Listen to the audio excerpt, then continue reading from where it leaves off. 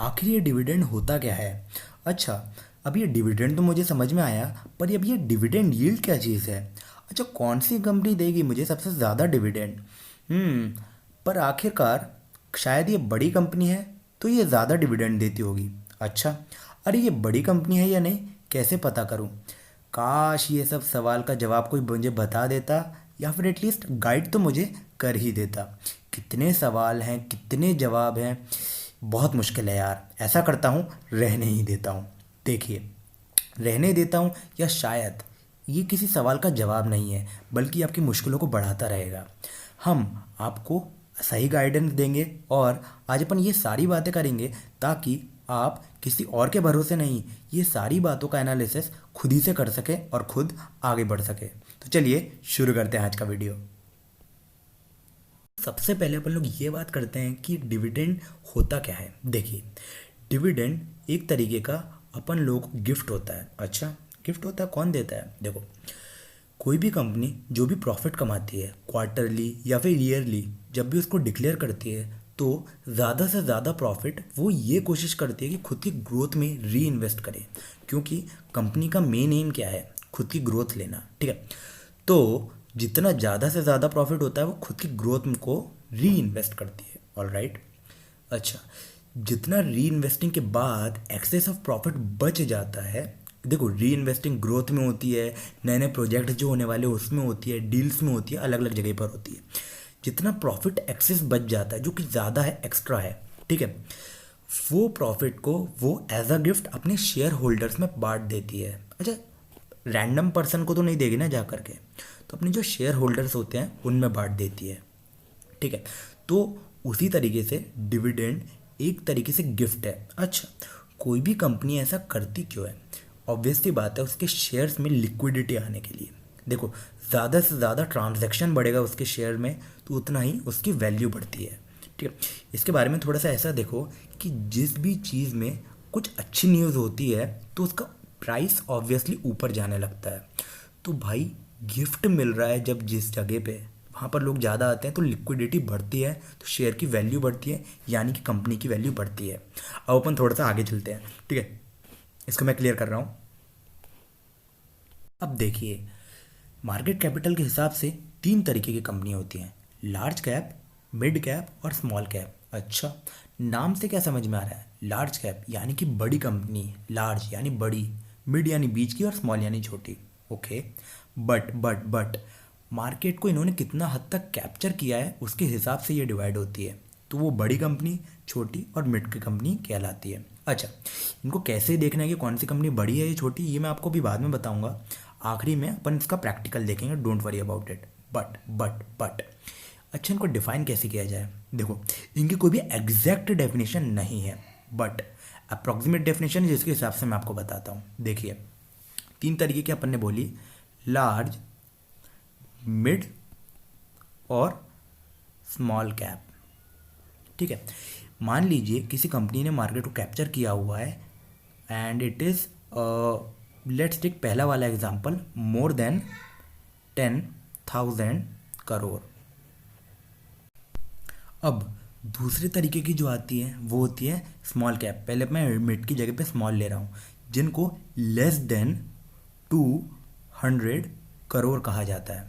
ठीक है, अब मिड कैप आप कह सकते हो इन दोनों के बीच का होता है। देखिए, ये कोई एग्जैक्ट डेफिनेशन नहीं होती है, तो आपको अगर ऊपर नीचे दिखाई दे किसी कंपनी में या आप मेरे से डिबेट करना होगा तो मैं बोलूँगा भैया आप जीते, है ना। देखो, मैंने आपको कहा कि ये एग्जैक्ट डेफिनेशन नहीं है, कि अप्रॉक्सीमेट एक चला जाता है, और भी काफ़ी सारे फैक्टर होते हैं, बट मेन यही फैक्टर होता है जिसके बेसिस पे कंपनी को डिसाइड किया जाता है। ऑल राइट, अब अपन आगे चलते हैं कि ये होता क्या है। देखिए, सबसे पहली बात ये है कि डिविडेंड कौन ज़्यादा देगी, जो कि मेन क्वेश्चन है। देखो, सबसे पहले मैं ये बोर्ड को क्लियर कर रहा हूँ। ऑल राइट, अब देखो, जो स्मॉल कैप कंपनी है उसका प्रॉफिट भी कम ही होगा, सही है कि नहीं? Less profit.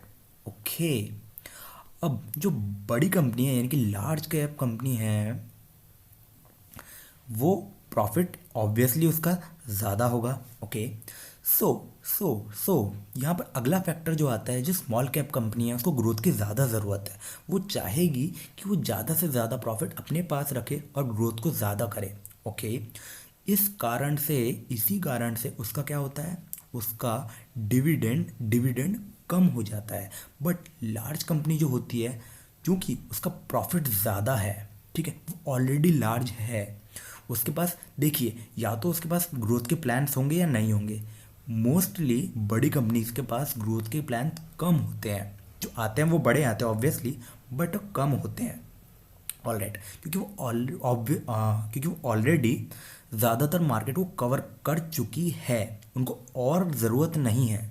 ठीक है कि नहीं, सही बात है कि नहीं। तो इसीलिए उनके पास एक तो पहली बात प्रॉफिट ज़्यादा है, दूसरी बात ये कि जो प्रॉफिट आया है वो उनके अब कोई काम का नहीं है। काम का है, पैसा किसके काम का नहीं होता है, बट वो ज़्यादा पैसे उनके पास एक्स्ट्रा हैं तो अपने शेयर होल्डर्स में, आपके और मेरे जैसे लोगों में बांट सकती है। तो ये होता है कौन, लार्ज कैप इसीलिए ज़्यादा प्रॉफिट देती है स्मॉल कैप से, डिविडेंड के फॉर्म में प्रॉफिट की बात कर रहा हूँ। ठीक है, अब स्मॉल कैप की ऑब्वियसली ग्रोथ ज़्यादा होती है, बिल्कुल, शेयर इसका कम प्राइस से ज़्यादा प्राइस में जल्दी जाता है। पहले मैं इसको बोर्ड को क्लियर कर देता हूँ, या कम प्राइस से ज़्यादा प्राइस में जल्दी जाता है। ठीक है, तो इससे क्या होता है, काफ़ी सारी चीज़ें यहीं पर ही डिफाइन हो जाती है। तो अपन ने क्या देखा, देखो स्मॉल कैप जो है डिविडेंड ज़्यादा नहीं देती, लार्ज कैप डिविडेंड ज़्यादा देती है कि नहीं।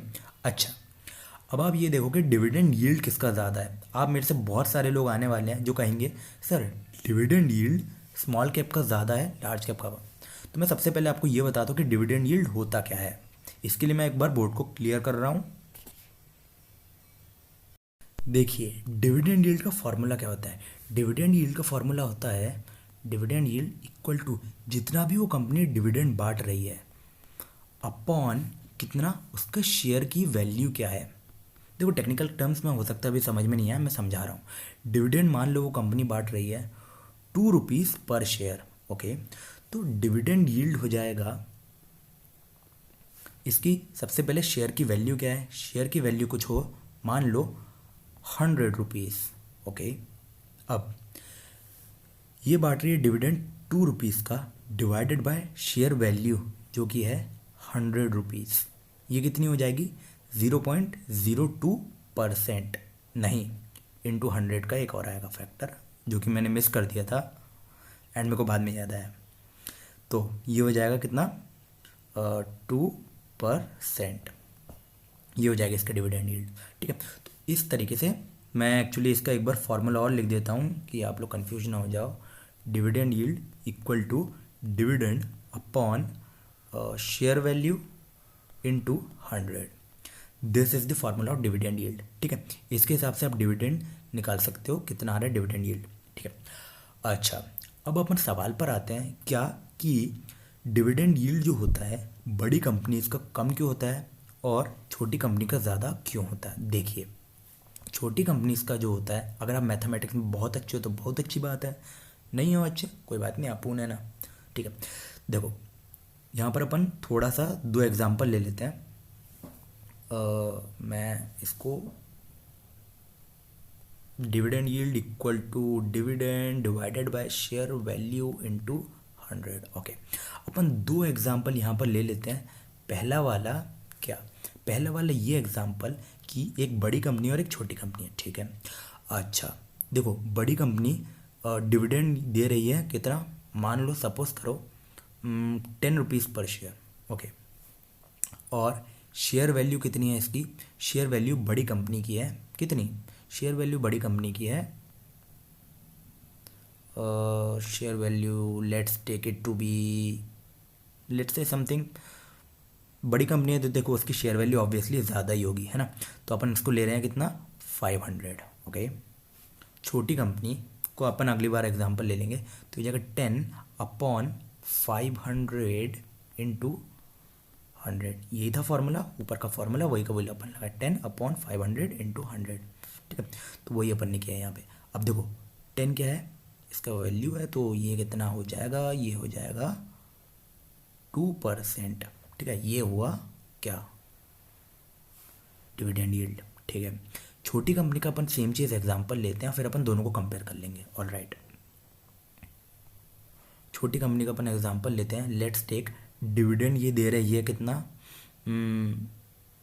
छोटी कंपनी है तो ऑब्वियसली कम डिविडेंड देगी, तो अपन ले लेते हैं इससे थोड़ा सा कम, जो कि होता है 9।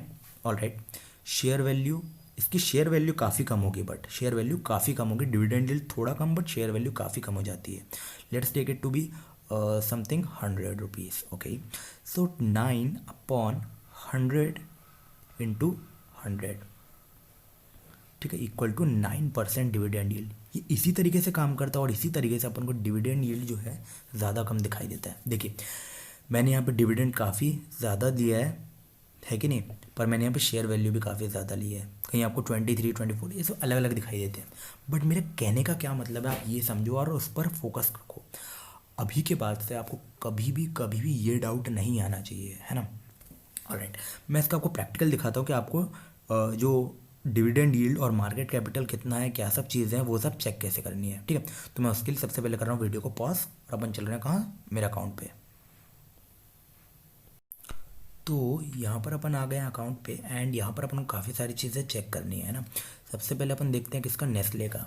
ऑलराइट, देखो ये आपको जीरोधा के अकाउंट में दिखा रहा हूँ मैं, एंड अगर आपके पास जीरोधा का अकाउंट है बहुत अच्छी बात है, नहीं है तो लिंक नीचे डिस्क्रिप्शन में दी हुई है, और अगर आप खोलते हो तो उसके बगल में एक फॉर्म भी मैंने दिया हुआ है, उसी की जस्ट 2-3 मिनट नीचे दिया हुआ है, उसको आप फिल आउट कर देना। मैं आपको काफ़ी सारे बेनिफिट देने वाला हूँ। ठीक है, फॉर्म में आपकी पर्सनल डिटेल्स हैं ताकि मैं आपको कांटेक्ट कर सकूँ, 1-on-1 कांटेक्ट कर लूँगा। ठीक है, तो लिंक नीचे डिस्क्रिप्शन में आप जाके अकाउंट खोल सकते हो। ठीक है, देखो मैं यहाँ देखता हूँ, देखो यहाँ पर फंडामेंटल्स आएगा। ठीक है, देखिए जैसे ही आप स्टॉक पे क्लिक करेंगे, मैंने नेस्ले पे क्लिक किया एंड ये नेस्ले इंडिया है, और ये नीचे देखिए फंडामेंटल्स। ठीक है, इसको मैं साइड में कर देता हूँ। फंडामेंटल्स पे आप क्लिक करिए तो फंडामेंटल्स पे कंपनी के फंडामेंटल्स आते हैं। ठीक है, यहाँ पर नेस्ले इंडिया के बारे में है।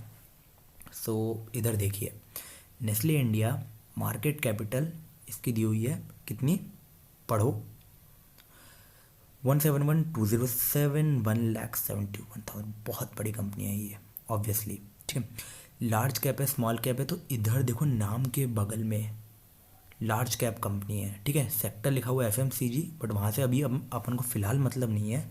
लार्ज कैप कंपनी है और मार्केट कैपिटल लिखा हुआ, अपन ने कहाँ गई थी, 10,000 करोड़ से ज़्यादा। देखो ये सामने लिखा हुआ मार्केट कैपिटल करोड़ में है। ठीक है, तो 10,000 करोड़ से ज़्यादा, और यहाँ पर है 1,71,000। ठीक है, इसी तरीके से अपन अभी 2-3 कंपनीज को और चेक करेंगे। तो अपन देखते हैं, अभी नेस्ले को करते हैं क्लोज। ठीक है भैया, आप जाओ नीचे। ओ तो अपन इसी तरीके से और कंपनीज को चेक करते हैं, एंड मैं यहाँ पे आपको दिखा रहा हूँ किसका, डाबर का। ओके, सो या कंपनीज के बारे में चेक करेंगे। फंडामेंटल्स पे क्लिक किया, सेम चीज़ आप कहीं से भी देखो, फंडामेंटल्स पे क्लिक किया मैंने, देखिए लार्ज कैप एंड यहाँ पर मार्केट कैप लिखी हुई है 89,12172। ठीक है, ऑलराइट, सेम चीज़ 10,000 करोड़ से ज़्यादा है, लार्ज कैप कंपनी है, तो यही चीज़ काफ़ी सारी में दिखाई देगी। मैं चाह रहा हूँ कि आपको एक दूसरा एग्जांपल भी दिखा दूँ, सो मैं इसलिए देख रहा हूँ। एंड इमामी को देखते हैं अपन कितनी है, तो ओके, सो ये है एक मिड कैप कंपनी। ठीक है, ये देखिए ये है एक mid cap company, market cap इसकी कितनी है, 18। देखिए यही चीज़ मैं कह रहा था कि एग्जैक्ट डेफिनेशन कुछ नहीं होती है, ज़्यादा कम कहीं पर भी आपको दिख सकता है, बट जो एक अप्रॉक्सीमेट डेफिनेशन है जिसके हिसाब से चेक किया जाता है वो भी ये होती है। ठीक है, ऑलराइट, इसी तरीके से आज का आपका होमवर्क क्या है, आज का आपका होमवर्क ये है कि इसी तरीके से आपको कम से कम 5 कंपनीज चेक करनी है। ठीक है, और उनमें से एक लार्ज कैप, एक स्मॉल कैप और एक मिड कैप मैंडेटरी होनी ही चाहिए। मतलब आपको कोई भी 5 करनी है, 2 लार्ज कैप कर लो भाई, 3 एक कर लो, कुछ भी कर लो, बट 5 कंपनीज होनी चाहिए।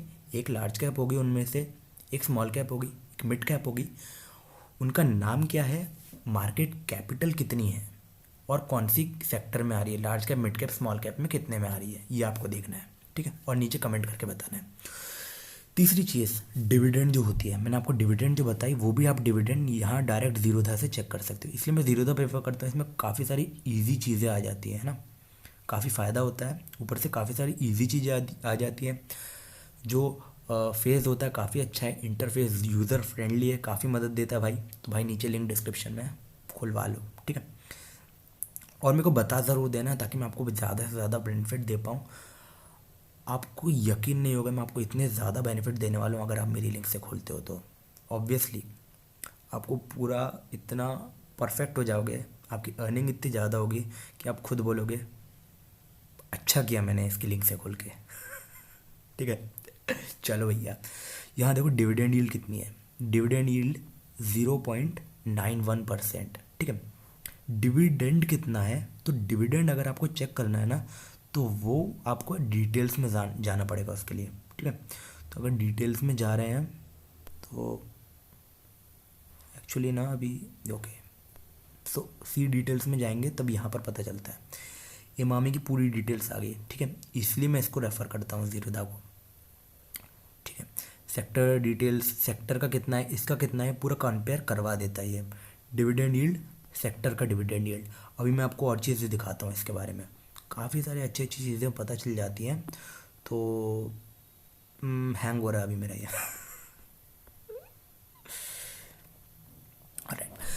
तो डिविडेंड यील्ड यहाँ पर दिया हुआ है, ठीक है, सेक्टर का डिविडेंड यील्ड दिया हुआ है। यहाँ से अपन पीवी रेशो, पी रेशो, ये सारी बहुत सारी चीज़ें होती हैं, ठीक है, इन पर अभी नहीं जाते हैं, बट यहाँ से काफ़ी सारा फ़ायदा आपको हो जाएगा। ऑलराइट, ठीक है।